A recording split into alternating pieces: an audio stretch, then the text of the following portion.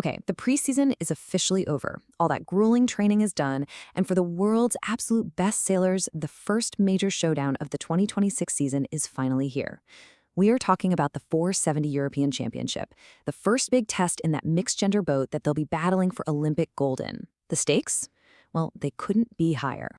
So, let's say you're an Olympic hopeful. Where do you go to really lay down a marker? To see if all that brutal winter training actually paid off, and to size up your biggest rivals. Well, this is it. This is the event that officially kicks off the top-level international regatta season. And it is all happening right here. From March 6th to the 14th, the entire sailing world is turning its attention to the Atlantic waters of Vilamoura, Portugal. This is where the battle really begins. But of course, an event like this is nothing without its stars. This championship is just packed with compelling storylines. And right at the center of it all, you've got the reigning champions who now have a giant target on their backs. Wow, talk about confidence. That's coming straight from the defending champion Jordi Xammar. After a long preseason, he's not just feeling ready, he thinks his team has found a whole other gear, a massive step forward. And you know what? He has every reason to feel that way. I mean, his record speaks for itself. Xammar is a two-time consecutive European champion. And get this, he did it with two different partners. This year, he's back with Marta Cardona, who just happens to be the 2025 Young World Sailor of the Year. And he's doing all this while welcoming his second child. So the big question is, can he make it 3 in a row? But it is not going to be a walk in the park. Not by a long shot. Because stepping up from the junior ranks, you've got some seriously talented sailors. You have the French team, who are the reigning junior European champs, and then the Israeli duo, who are the current junior world champions. These are hungry, proven teams, and they are absolutely ready to make their mark. But the story here gets even bigger, because this isn't just a European affair. Honestly, calling it the European Championship is almost a little misleading this year, because you've got teams from all over the planet descending on Portugal to compete. 21. Just let that number sink in. That's how many nations are lining up at the start. It is an absolutely incredible turnout, with sailors representing all 6 inhabited continents. This is a true test of global sailing talent, no question. So we're going to see teams from places like Australia, Brazil, Japan, and the US battling it out with all the European powerhouses. And how cool is this? We've also got nations like Mozambique and Pakistan in the mix, which promises some really exciting and unpredictable matchups on the water. And you can never, ever discount the home team.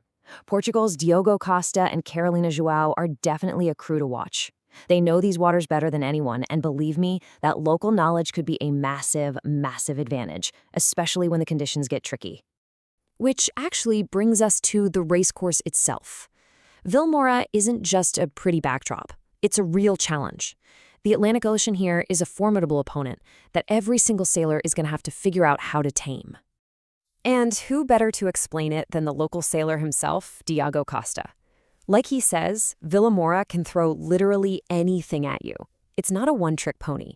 The key to winning here isn't just being fast, it's being adaptable. You have to be ready for whatever the ocean decides to serve up.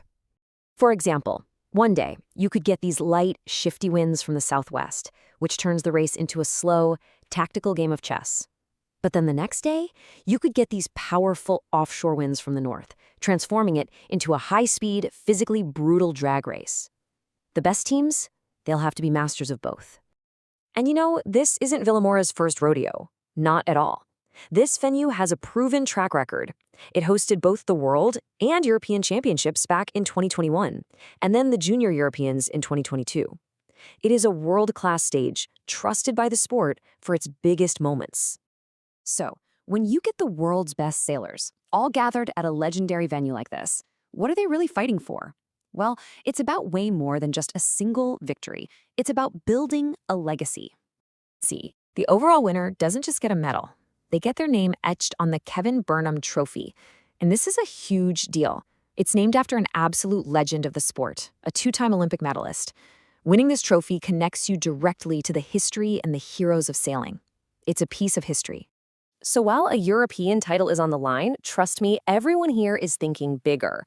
This championship is the first major milestone in that long, grueling 4-year cycle that all leads to one place, the Los Angeles Olympics in 2028. A strong performance here sets the tone for that entire journey. Which leaves us with the ultimate question. With a fleet this steep and conditions this challenging, who is going to rise to the occasion? Will the champions defend their crown? Or will a new challenger emerge to master the Atlantic and signal their intentions for Olympic glory? The world is about to find out.